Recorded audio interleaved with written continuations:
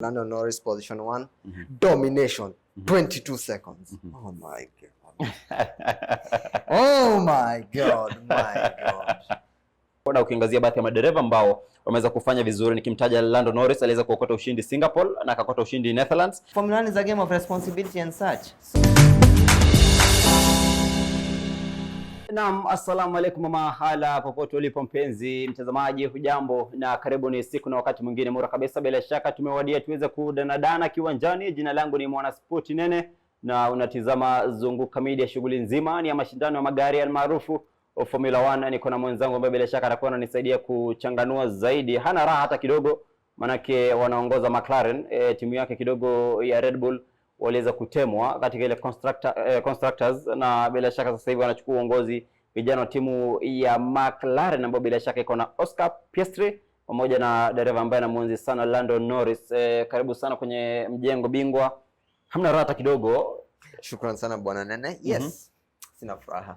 Sina furaha hata kidogo. Tatizo nini? Ever since the summer break, we've had 4 races so far. And one of the races, the starting race was Max's home race, where we were assured of a sure bet victory that perhaps the homeboy could at least make his score within his home ground and at least end the drought of his winless streak, at which that time was around, if I'm not wrong, should have been six winless streaks. Only for expectations to be dashed by one Lando Norris driving for one McLaren Mercedes. And as let me quote what the official Formula 1 page stated at the end of the race. Just a single caption. Lando Norris, position 1. Domination, 22 seconds. Oh my God. Oh my God, my God. Seriously, just for rubbing it in our faces, considering it's Max's home race, the Netherlands.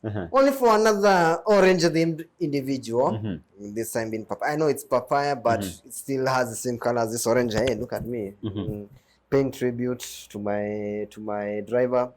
But you get the idea. Yes, there's that. However, that was pure demolition of morale in our situation. And to make the facts worse, within the coming races, that winless streak is still ongoing for 4 races later.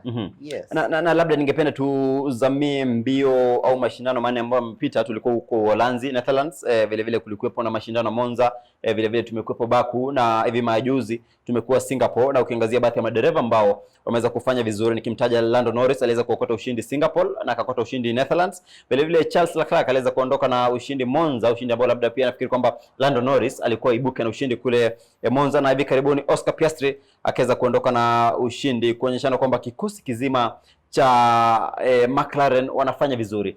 Kipi ambacho labda unajisi Mclaren wanafanya vizuri? Maana ukiangazia dereva wa kwanza Lando Norris anafanya vizuri na dereva wa pili Oscar Piastri wanafanya vizuri. Kuna teamwork. Yeah, I believe I mentioned this before in our previous outing. McLaren Mercedes has the strongest driver pairing in all of the grid. You can't compare it to Max and Checo Perez because, as you can see, in Red Bull, it's only Max who's showing he's not showing effort in his performance. Then we have Mercedes. Mercedes comes a close second because we can see there's direct nini. What can we say? There's direct contribution by both drivers, by both Sir Lewis Hamilton and George Russell. And know that also Ferrari comes in a close third with Charles Leclerc and Carlos Sainz Jr. They show equal pairing, but compared to something like McLaren, no other team is showing such confidence in its drivers. Both drivers, Lando Norris and Oscar Piastri, are showing key consistency.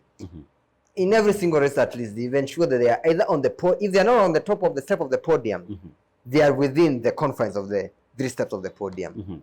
That's something that's really helping them clinch and even go ahead of Red Bull. Painful to say. It's that kind of consistency that has enabled them to surpass Red Bull Racing in the constructor standings, even as we speak. Yes. For the last time, McLaren won in the constructors ilikuwa mnamo mwaka 1998 na sasa hivi wanarejea kwa ushindi. Kuna tofauti nafikiri ya alama 49 kama sijakosea. Kuna nafasi yote labda ya Red Bull kurejea na labda kuchukua usukani huu, ama tuseme kwamba mitano inasema kwamba ishaenda na McLaren? My friend Mr. Nene, what I can say there, personally, on personal streak, I already consider the Constructors' Championship gone.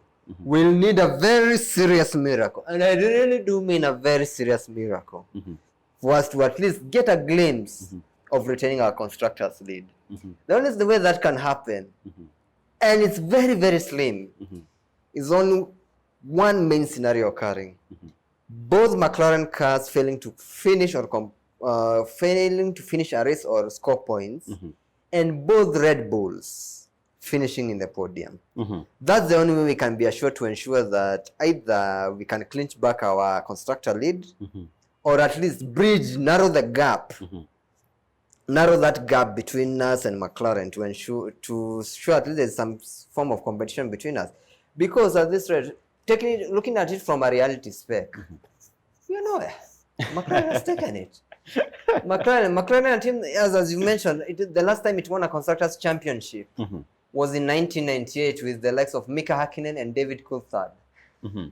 It had an instance of winning back in 2007, but was disqualified from the championship due to an illegal infringement due to that period's McLaren stealing confidential data from Ferrari, which caused the FIA to ban it from the constructors' standings in 2007.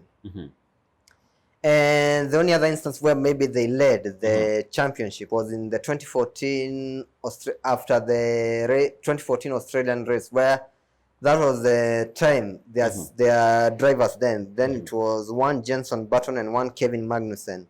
They at least managed to score points in order to put them on the top of the standings at the start of the 2014 season. And that was the last time they at least led a championship until the start of this second half of the summer break in 2024. So a gap of 10 years since they tested the top of the table. Yeah. Labda tuzungumzie mashindano hivi karibuni huko Singapore. Lando Norris aliondoka na ushindi, lakini we never saw a safety car. Labda sijui tuzungumziaje mashindano ya Singapore ambayo bila shaka ni hivi karibuni. Wow. This year really is providing a great sense of entertainment by the cost of other compromises that we are used to. Number one, we haven't seen a safety car since, I don't know, the Canadian Grand Prix, which is almost 9 or 10 races ago. Hatujaona safety car, tujaona mali ati gari nyingine inatumika kuslow the other cars because another vehicle has crashed. We've not seen that incident. And the fact that it occurred in Singapore of all races.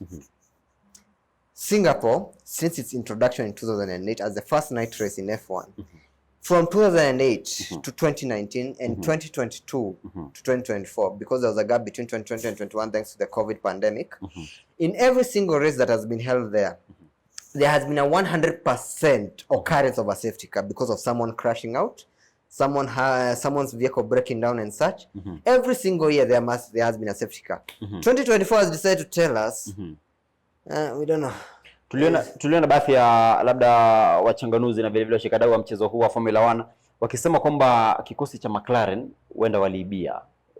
Na ni tetesi ambazo pia zimekuwa zikigonga vichwa vya habari, na vile vile tukasema kuhusiana na McLaren huko Singapore pamoja na Red Bull kumekuwa na baadhi ya fununu ambazo zimegonga vichwa vya habari. Unazungumziaje McLaren mashindano ya Singapore?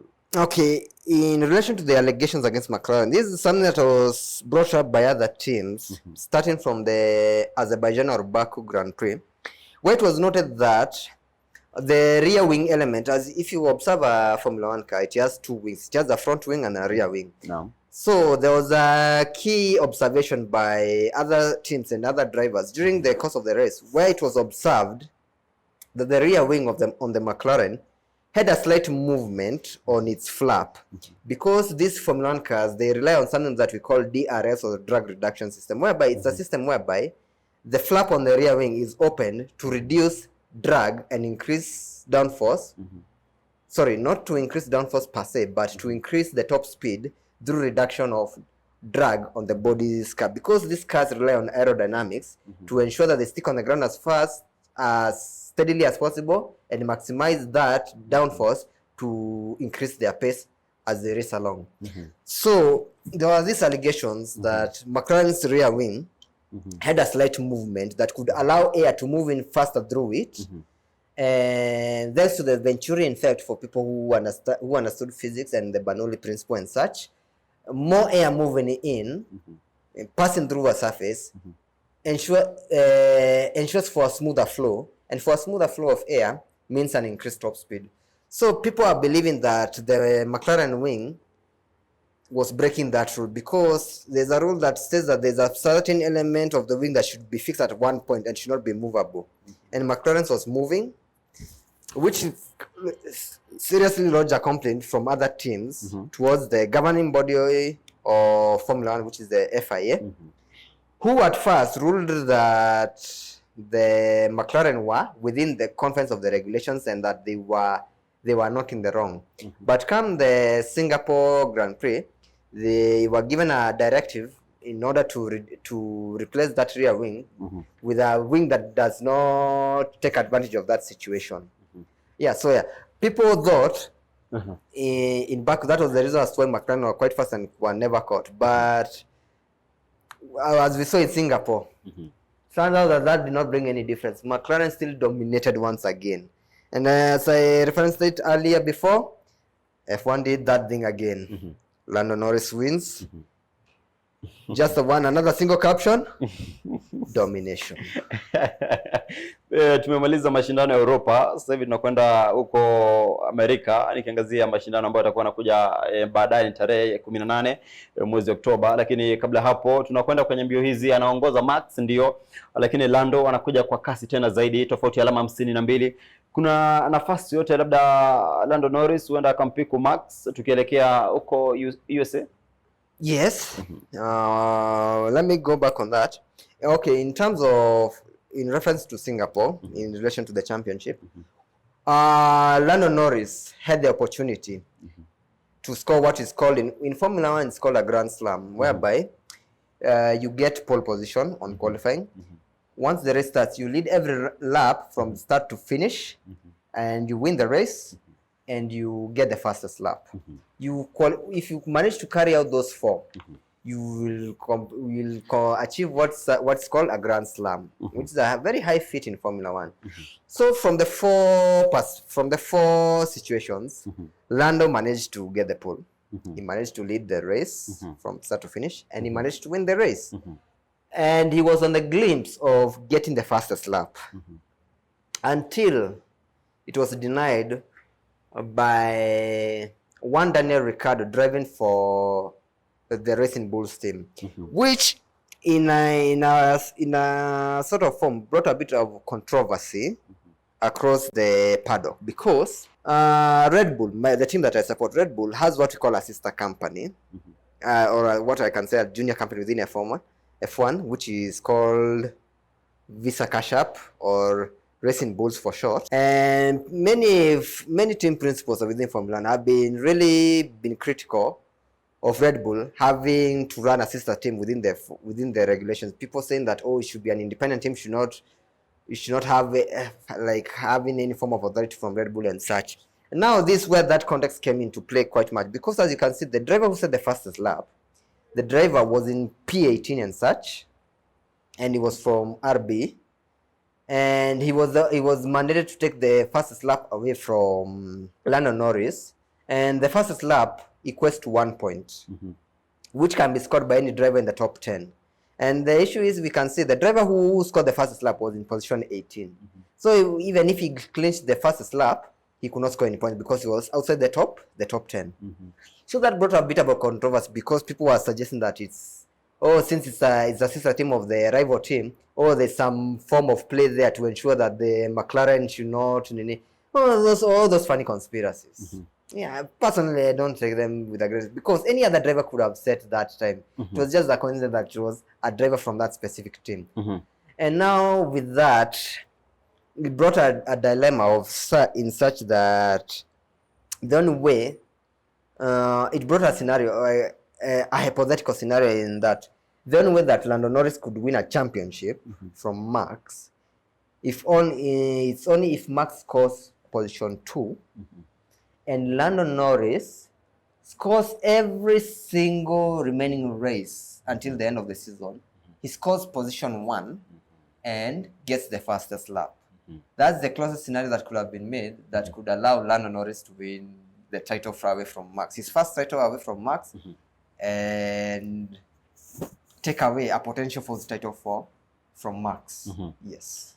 Na bila shaka mpenzi mtazamaji, ndio jinsi hali ilivyo, tunazidi kupiga gumzo kuhusiana na mashindano ya Formula 1. Bila shaka Karis au mchanganuzi wangu leo hii kwenye mjengo hana rata kidogo manake constructors Mclaren wanachukua usukani. Tuzungumzie constructors, ukiangazia Oscar Piastri na Lando Norris. Sijui labda unajisi ndo the best duo sasa hivi labda kwenye Formula 1? Yes, the best duo currently on the Formula 1 grid in 2024. The best. Kwa hivyo nakubaliana kwamba msimu huu Mclaren wataondoka na ushindi wa constructors. Haya ndio jinsi hali ilivyo. Labda tutarajie nini wakati wa kwenda huko USA? Ukiangazia labda tumeondoka Europa na kwenda sasa labda kwenye viwanja vingine na vile vile barabara zingine tofauti, hali ni tofauti kabisa. Labda tarajia mashindano aina gani huko USA tarehe 18? So yes, as you've heard, 18th October, from the end of October, 18th to 20th October, Formula 1 will be back. We'll be kicking off the American leg of the season. We'll be starting with the Circuit of the Americas at Austin, Texas. As a Red Bull fan, we have a bit of optimism because our consulting director, Dr. Helmut Marko, promised that there will be upgrades for Red Bull within that race.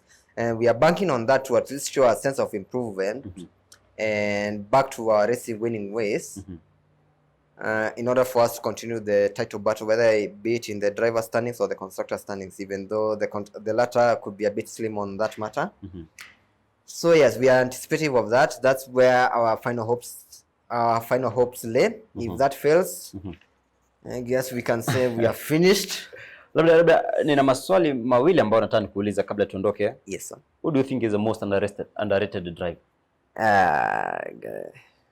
Tough question, but my take for the most underrated driver right now is one Nico Hülkenberg, driving for the Haas F1 team. The reason why I can say is a very underrated driver. You have to look at the perspective of the team he's driving for. Haas Automotive, the only American team in F1, and the team that runs in the most budget-friendly era. Look, let me use a comparison for perspective. Look at McLaren.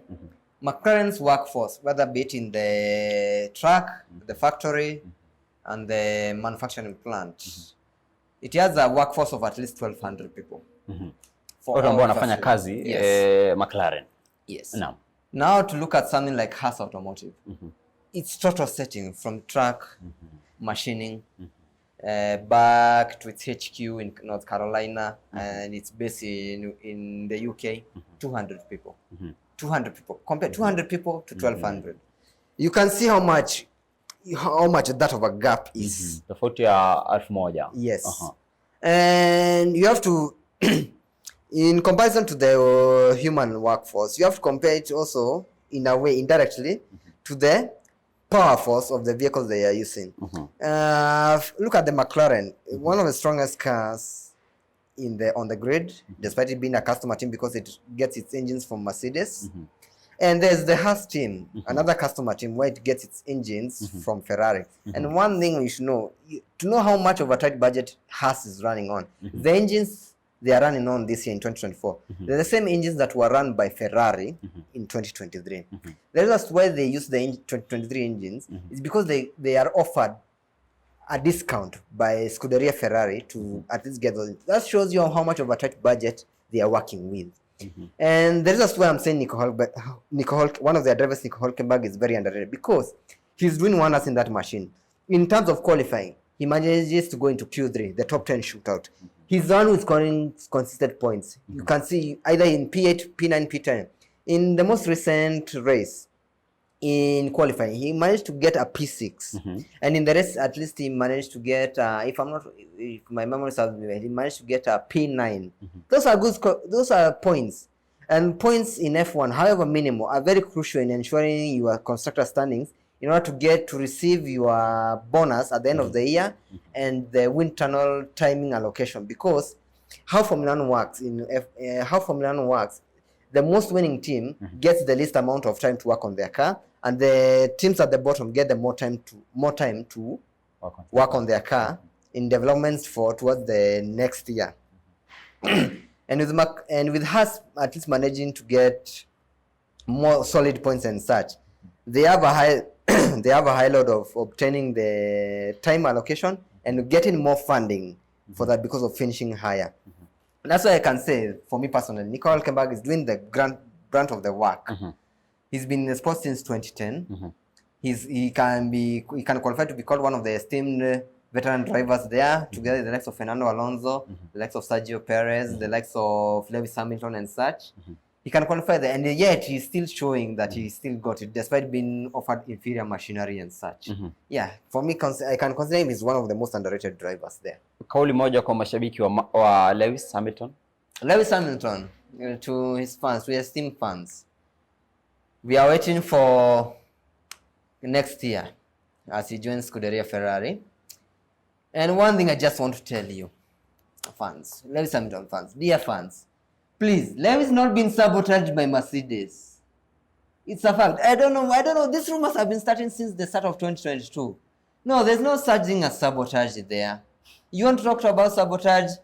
I would suggest you look at 2020 with Scuderia Ferrari. That Mercedes does not hold candle to that. I know it may sound like it's a controversial take, but yes, there's no such thing as just because that Lewis is moving out with every incident he is involved in, whereby his strategy is not working well and such. No, that's not. You're quick at throwing hands at the team that made him obtain six of his championships, managed to help him at least achieve more than 100 wins and surpass Michael Schumacher and such. You cannot just suggest that the team that made him reach to his status as a GOAT in Formula 1, you cannot just say that team is the same one that is sabotaging him just because it's leaving. No, that's not a nice way that's not a nice perspective to look at it. So yes, mistakes happen. It's not just on the team. The driver can involve it too. Even I, as a Max fan, I can admit he does make mistakes. The team does make mistakes, and we accept it. We move on. We build on to that. We don't just hang on with that situation whereby the team, we just say everything's on the team, no blame on the driver. No, it doesn't work like that. Formula 1 is a game of responsibility and such. So for sure, Lewis is okay. He's doing his best as we can with the machinery he's provided. I mean, he's won 2 races. What more do you want? That's what I call a perfect swan song towards his tenure at Mercedes. As we are waiting for his debut in Scuderia Ferrari come next year, yeah, I still have him in high regard. He's still a top driver. That's all I can say. Don't blame the team anymore. He's still doing what he can. Yeah, nothing more for me to add on. Just don't like the option of just attacking a team for no reason. Yeah. Na asante mwenzangu, labda nitakutafuta wakati mwingine tuzungumzie mbio za USA, na sijui labda manake ni mapema sana kubashiri, tutabashiri baadaye. Nashukuru sana kwa muda wako, na ukumbuke kwamba Mclaren tunaongoza constructors. Fine. Cha muhimu ni World Drivers Champ. Na asante sana mpenzi mtazamaji, imekuwa rafi kujiunga nawe tangia zindua hadi sasa. Tunafika ukoko mwa kipindi Wingu la Sport, na shabiki wa kindaki wa Formula 1, na bila shaka unaona anavyotoa hisia na ushabiki wake kuhusiana na mashindano haya ya Formula 1. Sijui wewe unashabikia dereva upi? Juzi nimejiunga na kikosi cha Mclaren, nikavutiwa sana na anavyoendesha gari dereva Lando Norris. Sasa hivi najaribu tu nasema kwa kimombo kwamba na catch up, na nafikiri kwamba nikiendelea basi pia nitakuwa nimeshamiri kama ulivyoshamiri. Mpenzi mtazamaji, asante sana, hadi siku na wakati mwingine, panapo majaliwa yake Mwenyezi Mungu. Umekuwa ukitizama Zunguka Media. Kwaheri.